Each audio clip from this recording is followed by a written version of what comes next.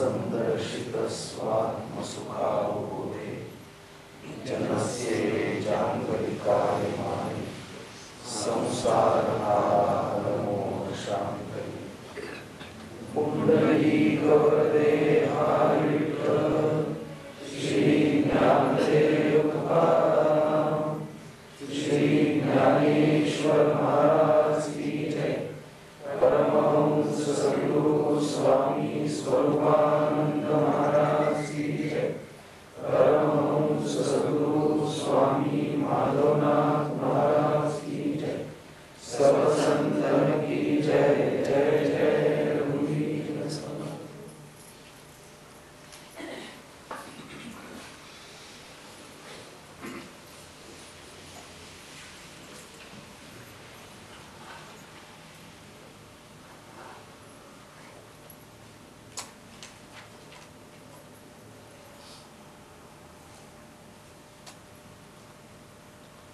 आहुस्त्वां ऋषयः सर्वे देवर्षिर् नारदस्तथा असितो देवलो व्यासः स्वयं चैव ब्रवीषि मे।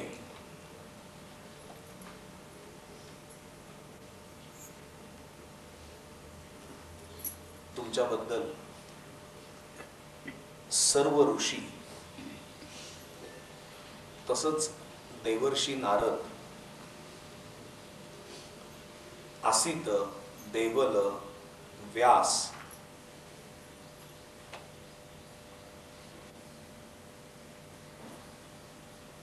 तसंच स्वतः आपण देखील आपल्या स्वतःविषयी असंच बोललेले आहात। काय तर मागच्या वेळेला आपण पाहिलं, परम ब्रह्म, परम धाम, पवित्रम, परमो भवान, पुरुषम शाश्वतम दिव्यम आदिदेवमजं विभुम सर्वमेतत् ऋतं मन्ये यन्मां वदसि केशव। तुम्ही जे काही सांगता ते सर्व मी सत्य समजतो, सत्य मानतो। आणि हाच आपला विषय चाललेला आहे। ज्या पद्धतीने अर्जुन भगवंतांची स्तुती करतो आहे तो विषय आपला चाललेला आहे। भगवंतांचं जे स्वरूप आहे त्या स्वरूपाविषयी म्हणजे आत्मस्वरूप, त्या आत्मस्वरूपाविषयी जे ऋषींनी, नारदांनी, स्वतः व्यास, असित, देवल यांनी जे काही सांगितलं ते, तसं स्वतः भगवंतांनी जे सांगितलं ते, या दोन्ही गोष्टी टॅली होत आहेत असं अर्जुन म्हणतो। हे दोन्ही जमताय, मिळताय। ऋषींनी जे सांगितलं तर तसंच तुम्ही तुमच्या स्वतःविषयी सांगता, हे बरं झालं असं अर्जुनाला वाटत आहे। जणू जर भगवंतांनी काही वेगळं सांगितलं असतं आपल्या स्वतःविषयी तर अर्जुनाचा फार मोठा गोंधळच झाला असता। कारण एका बाजूला ऋषी आणि एका बाजूला स्वतः परमात्मा, जे अनुभवून सांगितलं ऋषींनी ते आणि परमात्मा आपल्या स्वतःबद्दल जे सांगतो ते, याच्यामध्ये जर फरक आढळला असता तर कठीण गेलं असतं। तसा फरक असेल कसा? पण सामान्यतः आपल्याला कन्फर्मेशन मिळालं की बरं वाटतं। म्हणजे माझं जे मत आहे तसं मत आणि कोणाचं असलं की ते सांगण्यासाठी मला एक जोर प्राप्त होतो। कधी कधी माझं जे मत आहे ते इतरांची नावं घेऊन मला सांगावं असं वाटतं, कारण त्याच्यामध्ये अधिक जोर असतो। स्वतः मी तर मांडतोच आहे, पण यांना असं वाटतं आहे, अशा पद्धतीने।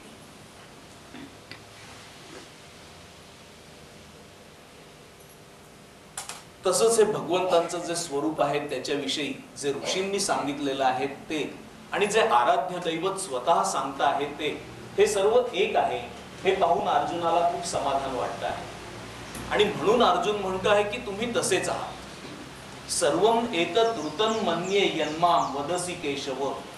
तुम्ही जे काही बोलता आहात तर ते तसंच आहे असं मी समजतो. मी हे सर्व सत्य समजतो. याचं कारण याच्यामध्ये कुठं फरक दिसत नाहीये.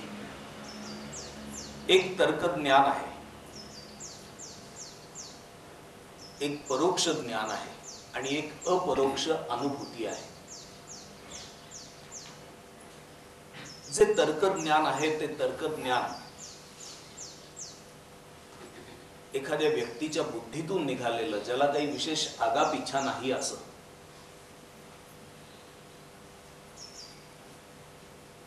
हे कितीही उत्कृष्ट जरी भासलं, त्याचा छेद करणं जरी कठीण वाटलं आणि म्हणून ते योग्य आहे असं वाटलं तरी अंततः ते योग्य असेलच असं सांगता येत नाही. तर्कज्ञानाविषयी विशेष करून ते अगदीच निर्दोष आहे असं सांगता येत नाही. लोकमान्य याच्याबद्दल सांगताना असं म्हणतात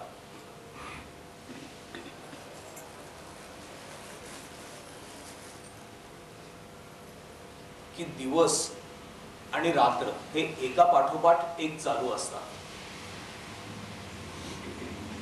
आणि दिवस आणि रात्र म्हणजे रात्रीनंतर दिवस येणारच आणि दिवसानंतर रात्र येणारच, अशा प्रकारचा एक तर्क विस्थापित होतो, प्रस्थापित होतो. आणि अशा प्रकारचा तर्क निर्माण झाल्यामुळं आपल्याला निश्चित असतं की रात्रीनंतर दिवस येणारच. पण केवळ आपला तर्क हे रात्रीनंतर दिवस यायला बांधील गोष्ट नाही. त्याचं खरं कारण वेगळंच आहे. पृथ्वीनी स्वतःभोवती फिरणं हे त्याचं खरं कारण आहे. आपला जरी अनुभवाने निर्माण झालेला, अनुभवाने प्रस्थापित झालेला असा तर्क असला तरी प्रत्यक्ष कारण हे वेगळंच असतं.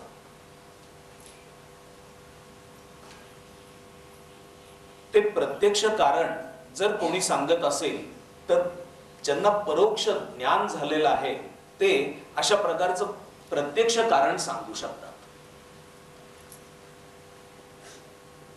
या तर्कज्ञानाबद्दल मी मागं असं एक कुठेतरी वाचलेलं होतं की एका काचेच्या हंडीमध्ये असणाऱ्या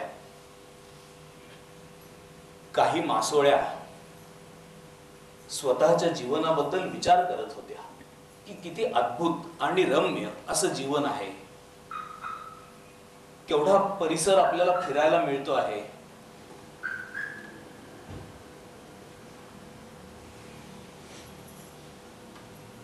कुठं ती कृत्रिम असतील किंवा तिथं लावलेली वनस्पती असेल, ती वनस्पती देखील किती सुंदर आहे. एकूणच आपला बाग बगीचा फार चांगला आहे. अशा इतक्या सुंदर अशा वातावरणात आपण जन्माला आलो. आपल्याला कोणी जन्माला घातलं? आपला प्रतिपाळ कोण करतं?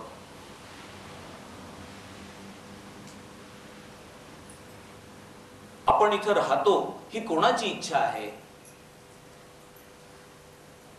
त्याच्यावर जी सर्वात गंभीर आणि तत्वज्ञानाकडे झुकणारी अशी मासोळी होती, ती मासोळी सांगते की ज्या अर्थी आपल्याला रोज काही ताजं अन्न मिळतं, आपलं पाणी बदललं जातं, आपल्याला नवीन उत्तम पाणी येतं, त्या अर्थी हे परमात्माच करत असणार.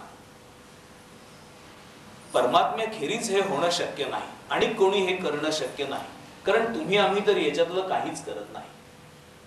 तर्काची मर्यादा ही अशी आहे.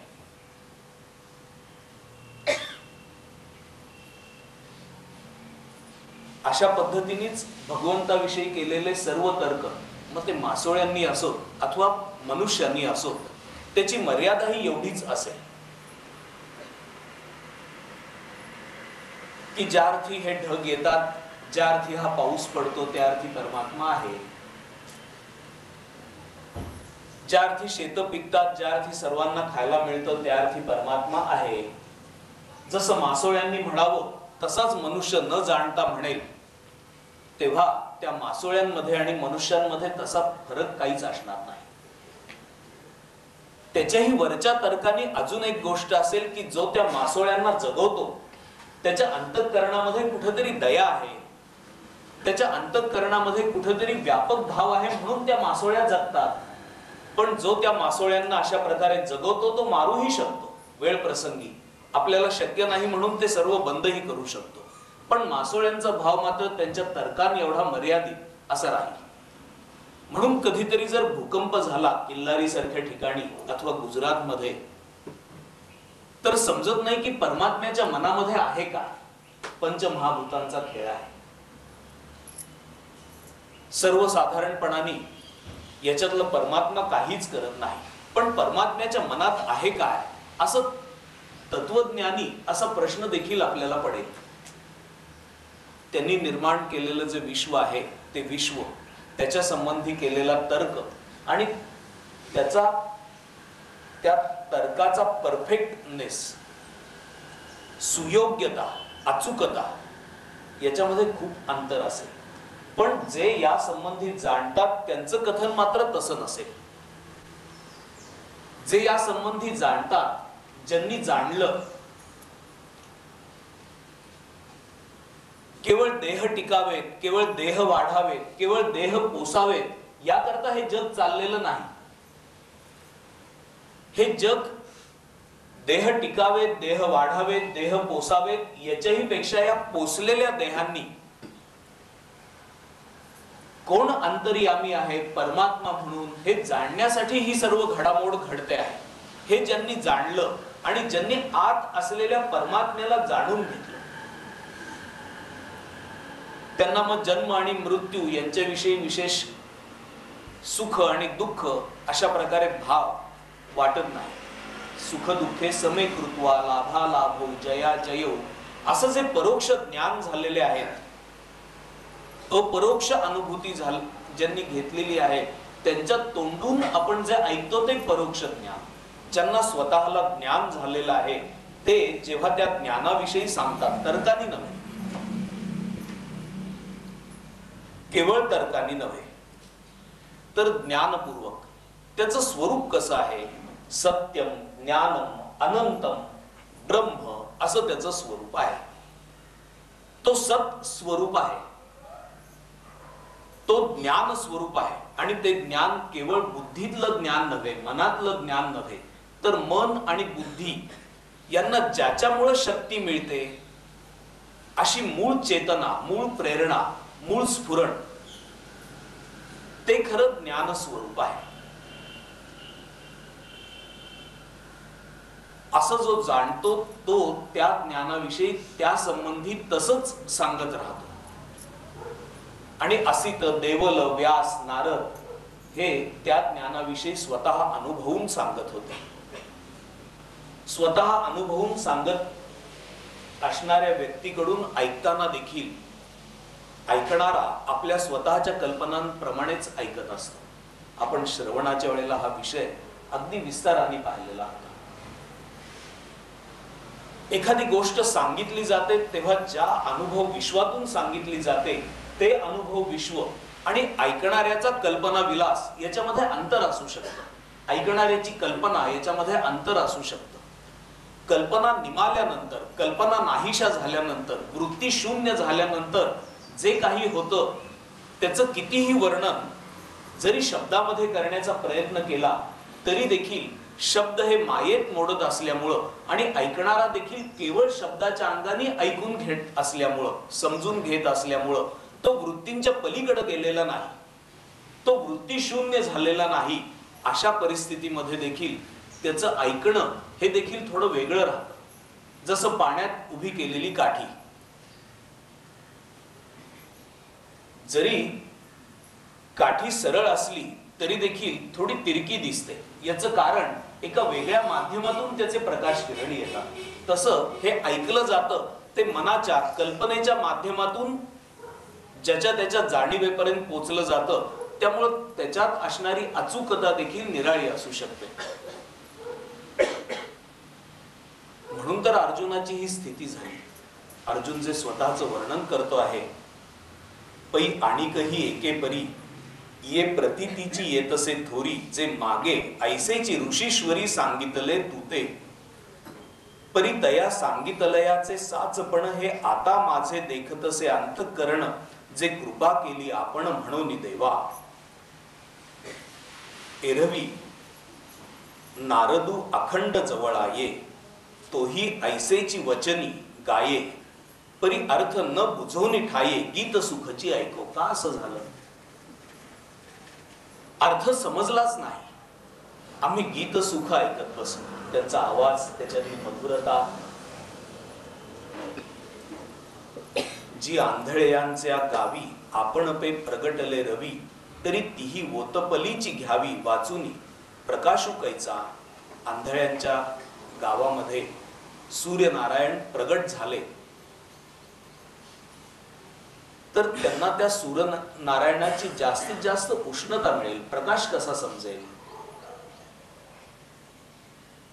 तसं आम्हाला काही एक समाधान मिळत होतं. जरी देवर्षी गात असताना, सांगत असताना, तरी देखील ते समाधान पुन्हा इंद्रियांच्या सुखावर अवलंबून असं होतं. देवर्षी अध्यात्म गाता आहाच रागांगेसी, जे मधुरता तेची फावे, येर चित्ता न लगेची काही. ती जी मधुरता होती, अनेक रागांमध्ये आळवत होते, तर ती मधुरताच आम्हाला भावत होती. आणि जे चित्ताला खरं समजायला हवं होतं ते समजतच नव्हतं. ही मोठी अडचण आहे. सांगणारा आणि ऐकणारा यांच्या दरम्यान असणारी ही अडचण आहे. सांगणारा जे सांगतो ते तसंच ऐकलं जाणं ही मोठी भाग्याची गोष्ट आहे. आणि अर्जुनाच्या बाबत ती गोष्ट घडली नव्हती असं अर्जुन स्वतः कबुली देतो आहे. पै असिता देवलाचे मुखे, मी एवं विधा कृते ऐके, परी तै बुद्धी विषय विखे धारिली होती.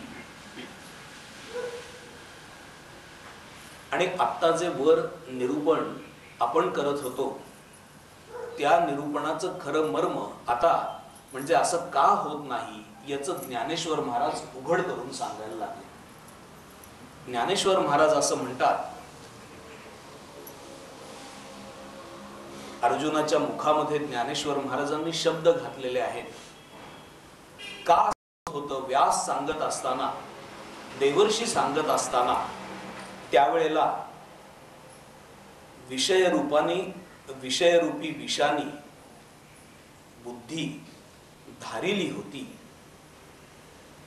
बुद्धीला धार होती, पण ती धार विषयरूपी विषानी माखलेली अशी होती.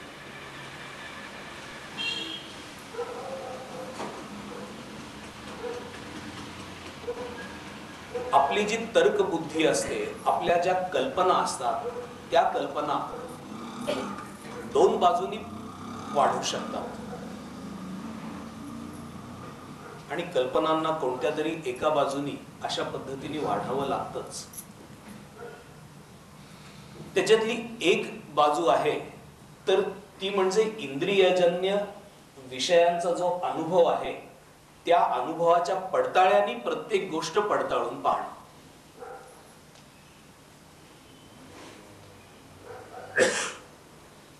याच्याही मुळाशी खरी गोष्ट अहंकाराची आहे. मी देह या अहंकारातून देह संबंधित असे जे इंद्रियांनी भोगता येणारे पंचभौतिक विषय आहेत ते विषय आणि त्याच्याच पर्स्पेक्टिव्ह मध्ये, त्याच्याच दृष्टीमध्ये आम्ही सर्व गोष्टी पाहणं.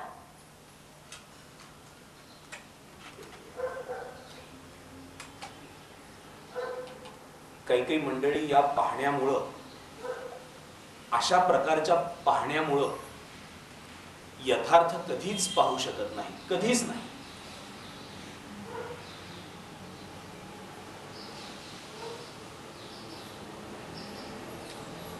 जर टीका करण्याची बुद्धी असेल तर कितीही चांगली गोष्ट जरी पाहिली तरी देखील त्यांना असं वाटत राहतं की याच्यामध्ये यांचा मोठा व्यापार असला पाहिजे, त्याच्याशिवाय हे असं निस्वार्थी भावनेने कशा करता करतील. त्यांच्या बुद्धीला पटतच नाही. कोणतीही गोष्ट, कितीही चांगली चाललेली गोष्ट जरी जगातली त्यांनी पाहिली तरी ते त्याच्या आत, त्याच्या मागे जाऊन असं पाहतात की याच्यामध्ये यांचा काहीतरी फायदा असला पाहिजे तरच ते ही गोष्ट करतील. याचं कारण प्रत्येक गोष्टीच्या आत फायदा घेण्याची आपली स्वतःची वृत्ती असते. त्यांनी या व्यक्ती भारावलेल्या असतात. जर मत्सर असेल तर तो मत्सर देखील अशाच पद्धतीने प्रगट होतो. जर द्वेष असेल तर तो द्वेष देखील अशाच पद्धतीने प्रगट होतो.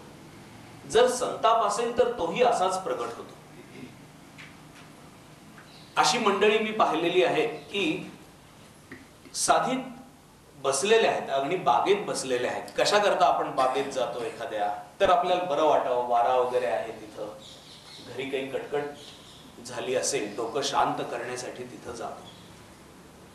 आणि मुलं खेळत असतात, त्यांचा चेंडू येऊन यांच्या पिशवीला धडकतो, यांना देखील लागत नाही, यांच्या पिशवीवर येऊन आपटतो.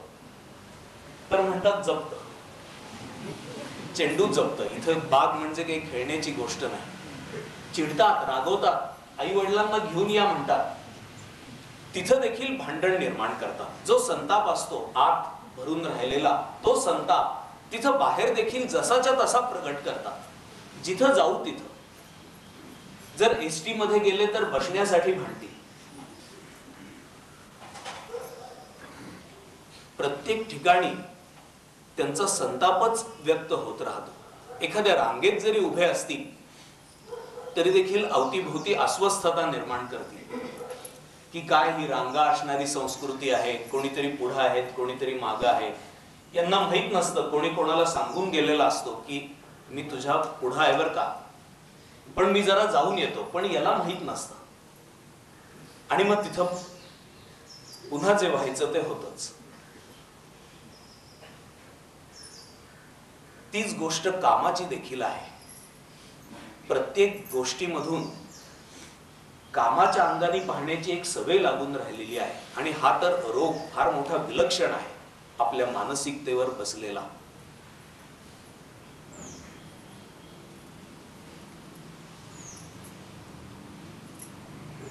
कॉलेजमधून, शाळेमधून, कॉलेजमधून बाहेर पडल्यानंतर ऑफिसमध्ये गेल्यावर देखील अगदी 50शी उलटलेली मंडळी देखील अशाच भाषेमध्ये बोलत असतात. ते पाहून तरुण मुलांना धक्का बसतो. त्यांना असं वाटतं की हे असंच चालू आहे की काय. इथं देखील हे असं जे कॉलेजमध्ये होतं ते पण तसंच असतं. त्याच भाषेमध्ये, तशाच विनोदामध्ये, तशाच प्रकारांनी अवतीभोवती सगळ्या चर्चा चालू असतात. कामच भरून राहिलेला, दुसरं काहीच दिसत नाही.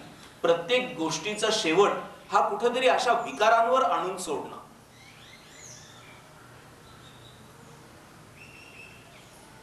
आणि म्हणून कीर्तनकार सांगतात ते ठसत नाही. गावोगावी कीर्तन चालू आहेत, पण कीर्तनकार सांगतात ते ठसत नाही. प्रवचनकार सांगतात ते ठसत नाही. याचं कारण आपल्या ठिकाणी असणारी अशा कोणत्या तरी प्रकारची विकारवशता.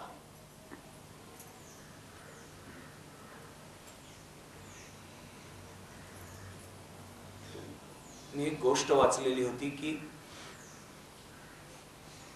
एक 35शीचा तरुण हादरलेला होता. मला सर्व ठिकाणी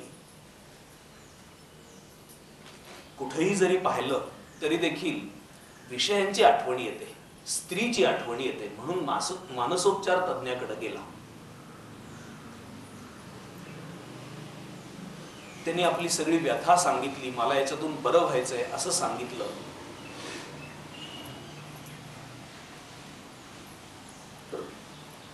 तो म्हणाला की काही काही गोष्टीतून काहीच अर्थ प्रगट होत नाही. तिथे एक शो पीस असा होता, कोणका अवघड घवड.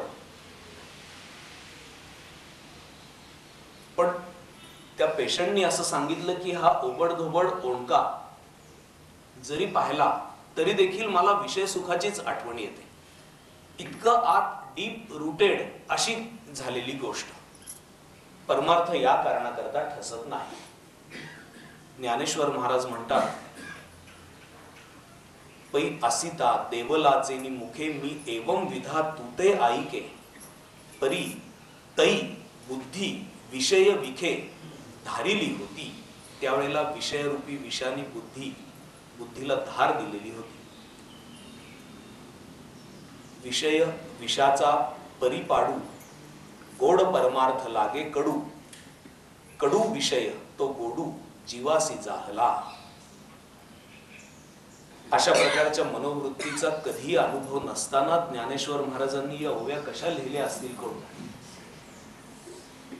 आपलं वर्णन, समाजाचं वर्णन ज्ञानेश्वर महाराजांनी कसं काय केलं काही कळत नाही. इतके गोड असे विषय वाटतात जे अंती कडू आहेत. असे कोणत्याही विषयाने कल्याण झालं असं कदापि कोणी आतापर्यंत ऐकलं नाही, पाहिलं नाही. आपल्या स्वतःच्या अनुभवाचं नाही. क्षणिक सुख मात्र होतं, त्यावेळेपुरतं मात्र सुख होतं.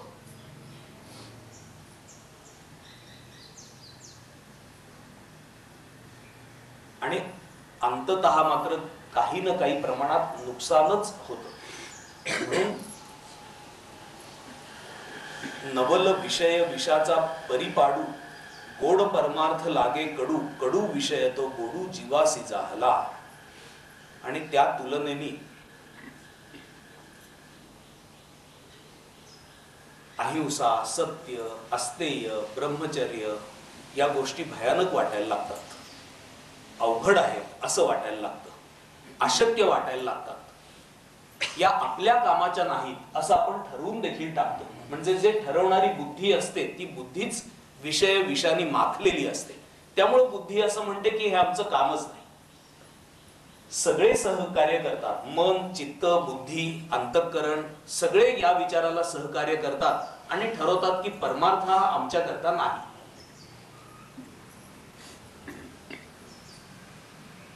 आणि हे आणिकांचे काय सांगावे, राहुळा आपणची येऊनी व्यास देवे, तुझे स्वरूप आघवे सर्वदा सांगिजे. या सगळ्या गोष्टी जी एक सांगण्याची रीत आहे की तिसऱ्याच्या बाबत सांगायच्या, म्हणजे मग ऐकणाऱ्याला बरं वाटतं. तशा ज्ञानेश्वर महाराजांनी सांगितलेल्या आहेत. त्या तुमच्या बाबत आहेत असं म्हणून जर सांगितलं तर ज्ञानेश्वरी देखील वाचायला गोड वाटणार नाही. ज्ञानेश्वरी अशा करता गोड वाटते की याचा आपला संबंध आहे अशी भाषा न वापरता ज्ञानेश्वर महाराज हे सांगतात. जर हे असं सांगितलं असतं की हे तुझं असं होतंय, तू असं आहेस, तर मग ऐकणारा वाचणार ते वाचणार नाही.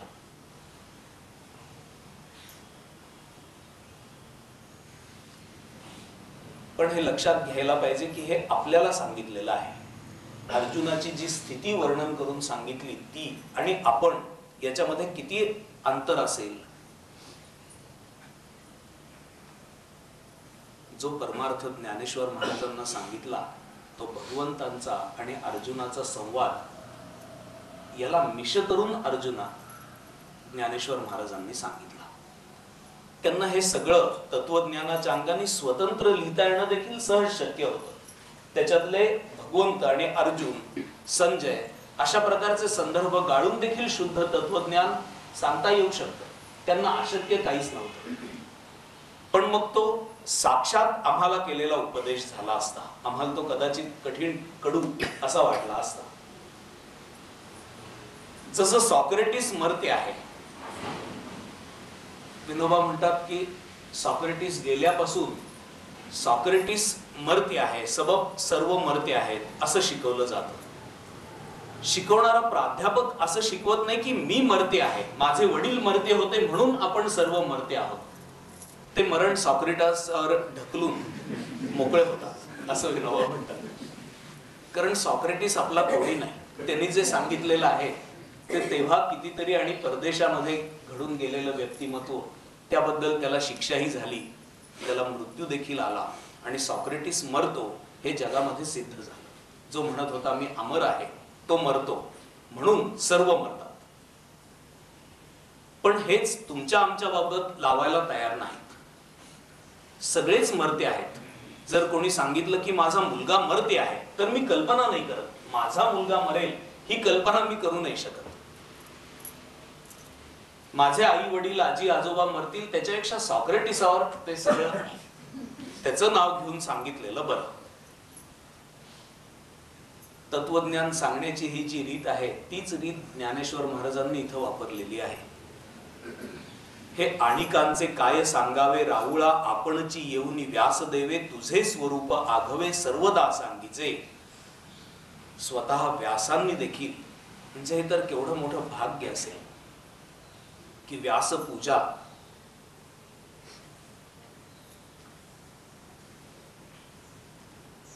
या शब्दांनी आपल्या अंतःकरणात देखील गजबज निर्माण होते.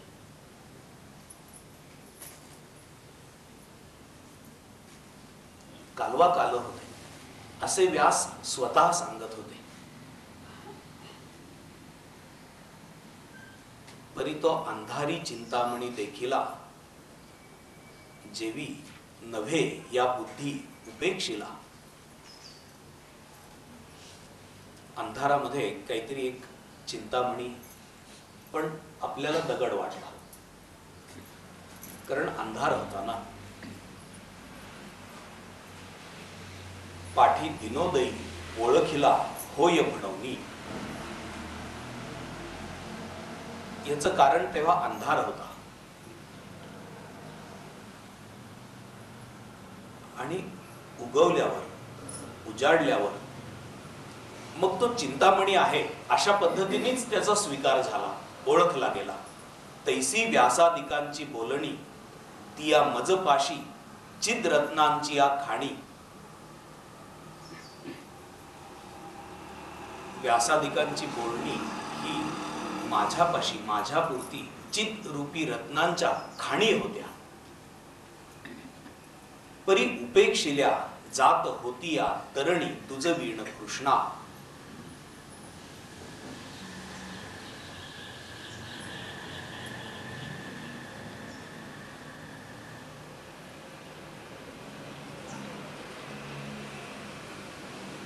पण जोपर्यंत तुमचा स्वतःचा उपदेश झाला नाही तोपर्यंत या चित रत्नांच्या खाणींकडे दुर्लक्ष केलं जात होतं.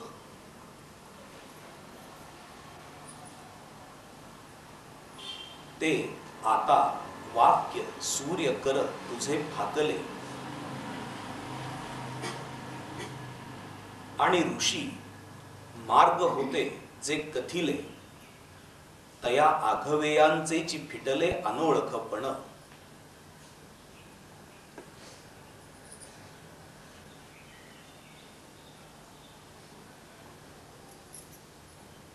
तेच आता जसं तुझी वाक्यरूपी किरण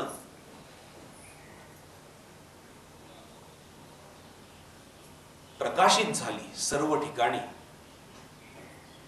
आणि माग ज्या चिद्रत्नांच्या खाणी खरं माझ्याजवळ होत्या त्याच प्रकाशित झाल्या. त्या वाक्यरूपी सूर्यकिरणांमुळं जर काही झालं असेल ते आता वाक्य सूर्य कर तुझे फाकले आणि ऋषी मार्ग होते जे कथिले तया आघवेयांचेच फिटले अनोळखपण. तो मार्ग आता स्वच्छ दिसायला लागला, तो रस्ता दिसायला लागला, त्या खाणी उजळून निघाल्या. म्हणून या परोक्ष ज्ञानामध्ये देखील मगाशी मी तेच सांगत होतो, एक आहे केवळ तर्काच्या अंगाने केलेलं विवचन की ज्याच्यामध्ये काही अनुभव नसेल.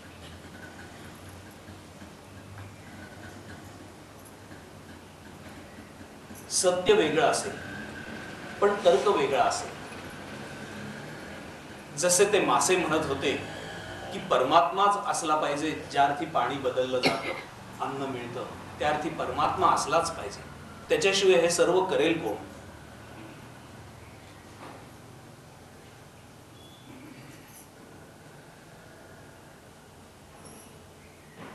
जसे आपण म्हणतो की परमात्मा आहे, नाहीतर दुष्काळ जाहीर होता होता ज्या दिवशी दुष्काळ डिक्लेअर करावा म्हणून वादावादी चाललेली होती त्याच दिवशी पाऊस आला.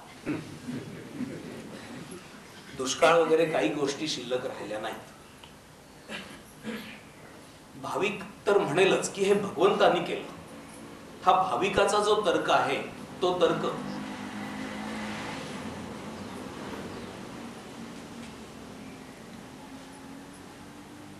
आणि ज्यांनी जाणलेला आहे तो, याच्यामध्ये देखील अंतर पडेल.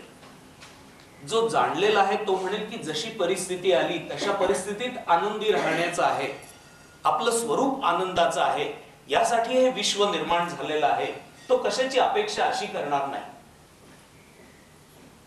सकळ जीवाचा करीतो सांभाळ तुझं मोकली लायसे नाही, हे जे सांगितलेलं आहे तुकाराम महाराजांनी, ते आपल्या बुद्धीप्रमाणेच आपल्याला दिलासा मिळावा म्हणून आहे.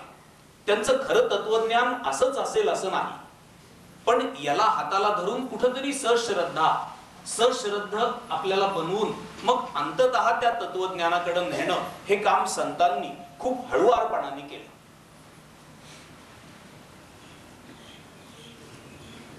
म्हणून ज्यांनी जाणलेलं आहे तर ते जे सांगतील तसं सांगणं म्हणजे व्यासांचं सांगणं, नारदांचं सांगणं, आसित, देवल आदी ऋषींचं सांगणं. पण ते ऐकणारा आहे तर तो ऐकणारा मात्र आपल्याच कल्पनेने ऐकेल. त्यामुळं ते जरी सांगितलेलं असेल तरी याच्या कल्पनांमध्ये जर द्वेष भरून राहिलेला असेल, विकार भरून राहिलेला असेल, संताप क्रोध भरून राहिलेला असेल, तर त्याच पद्धतीने तो विचार करत राहणार. तो पूर्णपणाने जसं सांगितलंय तसं त्या स्पिरिट मध्ये, त्या अनुभवाने ऐकू शकणार नाही. पण हेच सांगणं जेव्हा सद्गुरु सांगतात, जसं अर्जुन भगवंताबद्दल सांगतो, परोक्ष ज्ञानच म्हणजे नारद वगैरे सांगत होते तसंच तुम्ही सांगताय, पण आता तुम्ही सांगताय तेव्हा मात्र सगळा प्रकाश पडल्यासारखं वाटलं. नारदांना काय अनुभव नव्हता का? व्यासांना काही अनुभव नव्हता का? होता. पण हीच गोष्ट सद्गुरु मुखातून ऐकली की मग अधिक उत्तम ठसते. जे ज्ञानाचे बीज तयांचे बोल माझी हृदय भूमिके पडिले सखोल, परी एक रूपेची जाहली बोल म्हणून संवाद फळेशी उठले. सद्गुरु कृपेसहित सांगतात तेव्हा अजून एक परिमाण ऐकणाऱ्याला प्राप्त होतं. कृपेची तर इच्छा असतेच. कोरडं सांगितलं गेलेलं परोक्ष ज्ञान आणि कृपेसहित सांगितलेलं परोक्ष ज्ञान याच्यामध्ये देखील ऐकणाऱ्याच्या बाजूनी जमीन आसमानाचं अंतर पडतं. जर तीच गोष्ट कृपेसहित सांगितली गेली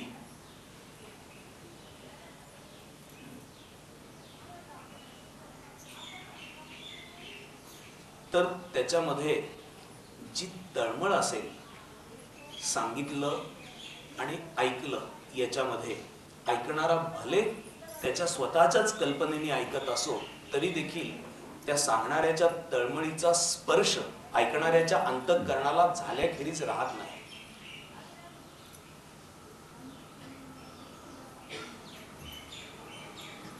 म्हणून स्वामीजींकडे येण्याच्या आधी आपण पारमार्थिक ग्रंथ देखील कदाचित वाचले असतील, कदाचित कोणाची प्रवचनं ऐकली असतील, कीर्तन ऐकली असतील, पण जेव्हा समोर बसून त्यांनी सांगितलं की तेच तू आहेस, तेव्हा मात्र ते सर्व वाचलेलं, ऐकलेलं आणि प्रत्यक्ष कृपेसहित जे आपण अनुभवतो आहोत ते, याच्यामध्ये किती महद अंतर आहे हे लक्षात यायला लागलं.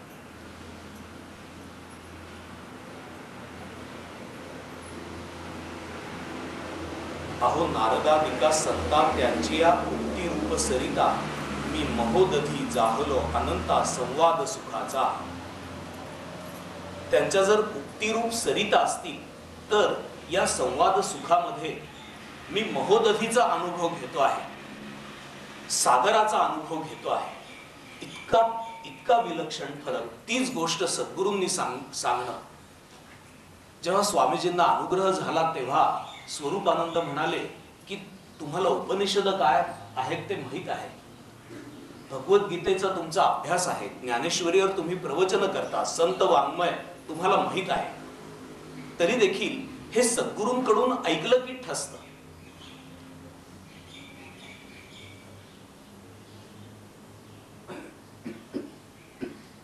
कितीही जरी असलं वैभव तरी देखील एक तुळशी दळाचं काम जे करतं ते काम सद्गुरूंचं बोलणं करतं असं स्वरूपानंद स्वामीजींना म्हणाले.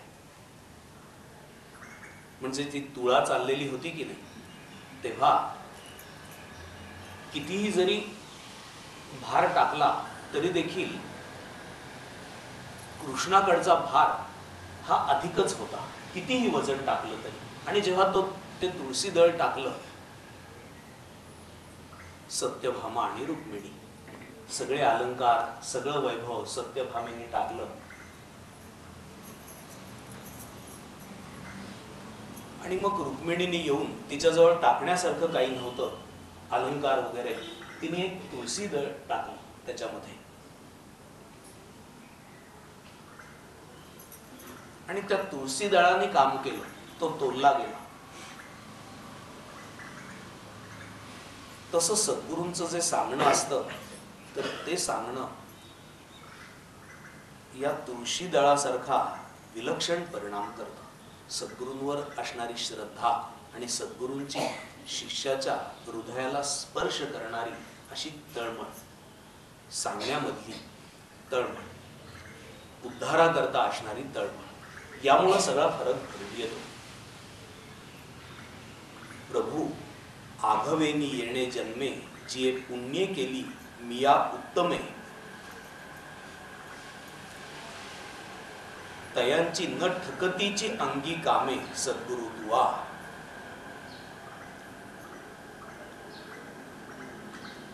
या जन्मात नव्हे तर आतापर्यंतच्या सर्व जन्मांमध्ये आघवेची येणे जन्मे, जिये पुण्ये केली मिया उत्तमे, त्या सर्व जन्मांमध्ये उत्तमात उत्तम अशी जी पुण्य केलेली होती ती पुण्य, तयांची न ठकतीची अंगी कामे, सद्गुरु दुआ. तुमची कृपा झाल्यानंतर ती पुण्य देखील काही नाहीत असं होऊन जातं. येरवी वडील वडिलांचे मुखे, मी सदा तू ते कानी ऐके, परी कृपा न कीजेची तुआ ऐके, तव नेणवेची काही. कोणत्या मार्गाने शिष्याला सद्गुरूंकडून बोध प्राप्त होत असतो याचं एक तत्वज्ञान मोठ्या कृपाळूपणाने, मोठ्या मायेने, कनवाळूपणाने ऐकणाऱ्याच्या वाचणाऱ्याच्या हिताकरता म्हणून ज्ञानेश्वर महाराज सांगतायत, येरवी वडील वडिलांचे मुखे, मी सदा तू ते कानी ऐके, परी कृपा न कीजेची तुआ ऐके, तव नेणवेची काही. हे तू कृपेसहित सांगितलंस.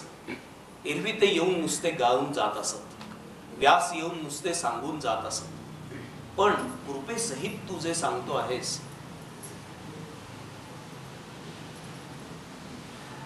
त्यामुळं हे मला समजतं आहे. जोपर्यंत तू कृपा केली नव्हतीस तोपर्यंत हे काही समजायलाच तयार नव्हतं. म्हणून भाग्य जै सानुकूळ, झालिया केले उद्यम सदा सफळ, तैसे श्रुताधीत सकळ गुरु कृपा साच. जे ऐकलेलं आहे, जे साधन केलेलं आहे ते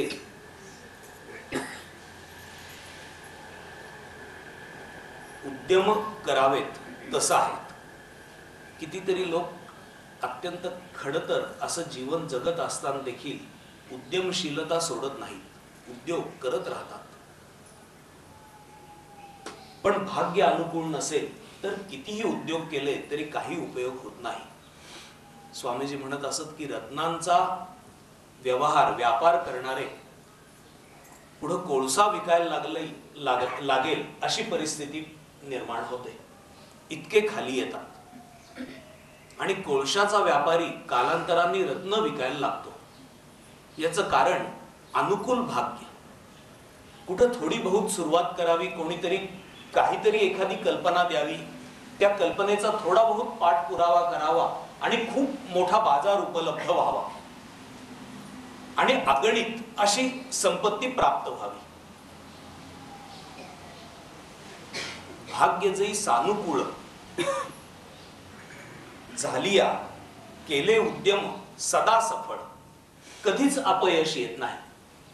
भाग्य जर अनुकूल असेल तर त्या अनुकूल भाग्यामुळं थोडी बहुत सुरुवात करावी तर सफलताच प्राप्त व्हावी. जिथं हात घालू तिथं यश, अशा पद्धतीने. तैसे श्रुताधीत सकळ गुरुकृपा साच, अनुकूल भाग्य असावं तशीच गुरुकृपा हे काम करते.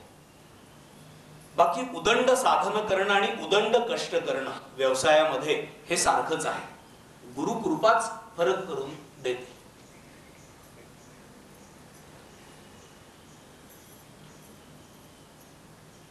मी एकदा स्वामीजींना असं म्हटलं तर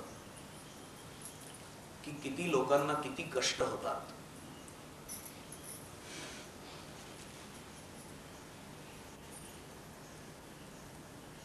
समर्थांनी तर त्याचं खूप वर्णन केलेलं आहे. खरं असंख्यात ते भक्त होऊन गेले, तीही साधनांचे बहु कष्ट केले.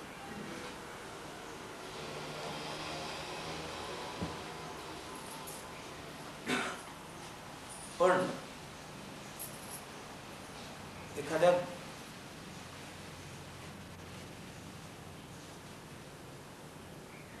संपन्न अशा कुळामध्ये, म्हणजे परंपरागत संपन्नता ज्या घरामध्ये आहे अशा घरामध्ये एखाद्याचा जन्म व्हावा आणि त्याला कसलीच ददात पडू नये,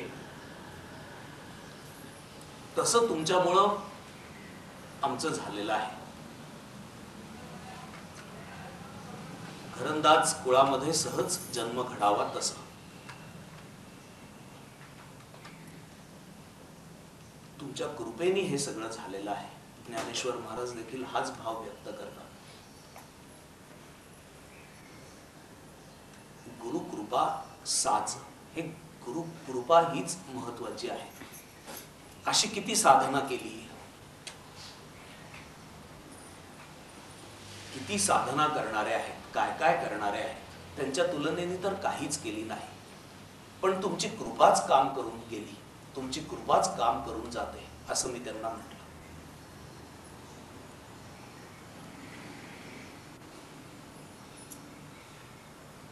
ही सद्गुरूंची कृपा संपादन करण्यासाठी अर्जुनाची पांती परिसणया योग्य होती. अर्जुनाचे जे गुण आहेत, सत शिष्याचे जे गुण आहेत, ते गुण त्याचं सतत चिंतन असावं.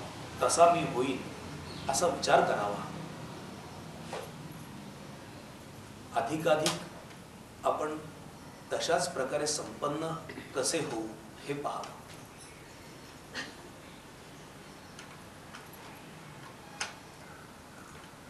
असं असेल तर मग ते कृपा करतात देखील. अशीच कृपा त्यांची, सद्गुरूंची आपल्यावर अखंडित असावी. हा जो कीर्तन भक्तीचा विषय आहे, तो विषय अजूनही थोडा काळ असा चालू राहणार आहे. याच्यामध्ये अर्जुनाने भगवंतांचं जे रूप वर्णन केलं, तर ते आपण याच्यानंतर पाहणार आहोत ज्ञानेश्वरी अंतर्गत. आणि खूप विस्ताराने जरी नाही तरी देखील संतांनी कसं केलेलं आहे हे वर्णन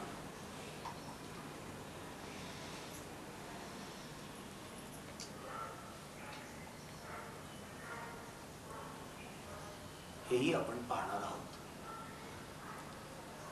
तुकोबांनी, ज्ञानोबांनी, समर्थांनी, एकनाथांनी, नामदेवांनी, म्हणजे ध्यानाचा विषय चाललेला असताना जसं आपण ज्ञानेश्वरीच्या काही काळ बाहेर गेलो, तितकं बाहेर जाऊन याच्यावर निरूपण करण्याचा माझा विचार नाही.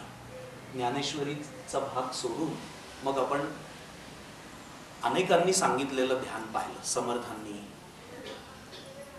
स्वरूपानंदांनी, मुकुंदराजांनी, आचार्यांनी, उपनिषदांनी, आणि त्याच्यावर जवळपास आपण 3-4 महिने विचार करत होतो. प्रवचनं चालू होती. पण कीर्तन कसं असतं, कसं अंतःकरणात ते ठसावं, हे ज्ञानेश्वर महाराजांनी जे ज्ञानेश्वरीत सांगितलेलं आहे ते तर आपलं पाहून जवळपास झालेलं आहे. आता काय राहिलं तर रूपवर्णन, ते पुढच्या वेळेला आपण पाहू. आणि त्याला जोडून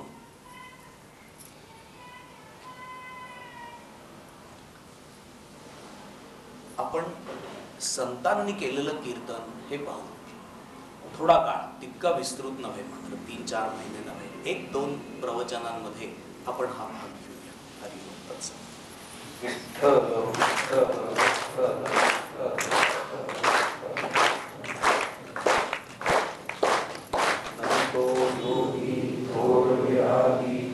तत्वज्ञानी संत तो सत्कविवर परात्पर ज्ञानदेव भगवंत. ओम ईशावास्यम् इदं सर्वं यत्किंच जगत्यां जगत् तेन व्यक्तेन भुञ्जीता मारुदकस्य स्वीकृतम्. ओम शांति शांति शांति.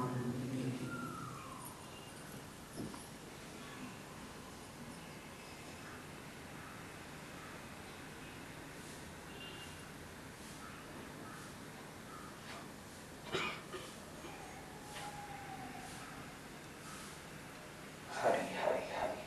ज्ञानोबा बोला जगद्गुरु श्री ज्ञानेश्वर महाराज की जय. परमहंस सद्गुरु स्वामी स्वरूपानंद महाराज की जय. परमहंस सद्गुरु स्वामी माधवनाथ महाराज की जय. सब संतन की जय जय जय. आज हा सगळा विषय सांगण्यासाठी म्हणून मी जवळपास 10-15 मिनिटं पुढे गेलेलो आहे. असं असल्यामुळं सकाळचा तुमचा वेळ किती घ्यायचा हा खरा प्रश्न आहे. कधी कधी असं असतं की असं होतं माझं 8:45ला मी जागा झालेला होतो,